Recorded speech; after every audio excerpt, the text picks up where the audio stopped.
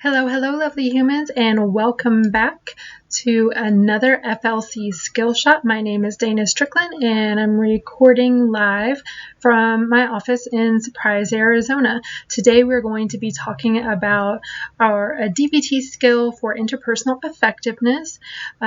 This skill in particular is focusing on our self-respect effectiveness. So anybody who spends a day around me is going to know that I talk a lot about our responsibilities and our efforts toward maintaining our sanity, our safety, and our self-respect. And I talk about this as our number one priority, no matter what the situation is and no matter who we're dealing with. So even though no one of us is going to be 100% effective 100% of the time or functional 100% of the time, our goal is to be as functional as possible for as long as possible. And when we find ourselves in some of those dysfunctional spaces, to kind of reel ourselves back in skillfully as possible. So this is FAST, and DBT and therapy loves an acronym. So here we go. F is for fair to yourself first. If you can also be fair to other people at the same time as being fair to yourself, cool beans, do that. If not, fair to myself, period. This doesn't mean in a bratty way or that we always have to have our way.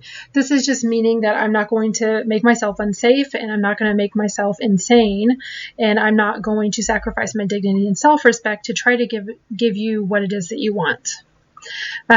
We're going to work on apologizing if it is genuine and warranted. Sometimes it's warranted, but it's not really genuine. So if it's not, you don't want to give a fake apology because one, you're going to know it's fake, and two, so will the other people involved, and that's not going to do anything to actually tend to the relationship.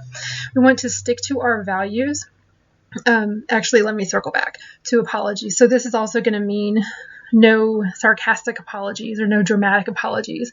No, like, I'm sorry I even asked. I'm sorry I had a feeling. I'm sorry I even tried. I'm sorry I was born. I'm sorry, blah, blah, blah, blah, blah.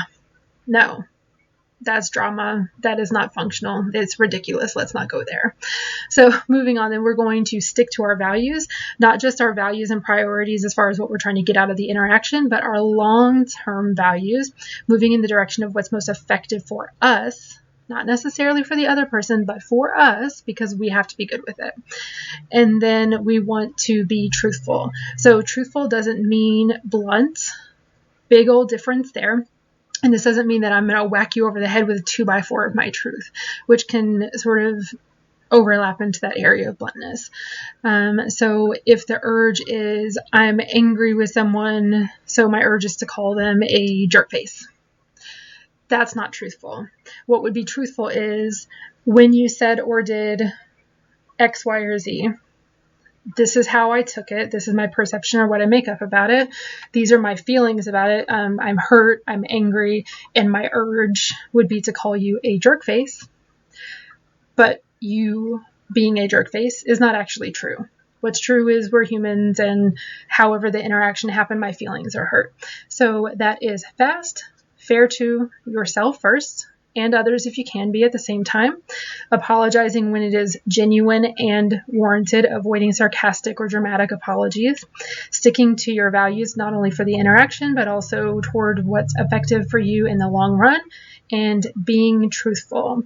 This is especially true when the truth is difficult, inconvenient, and comes with consequences.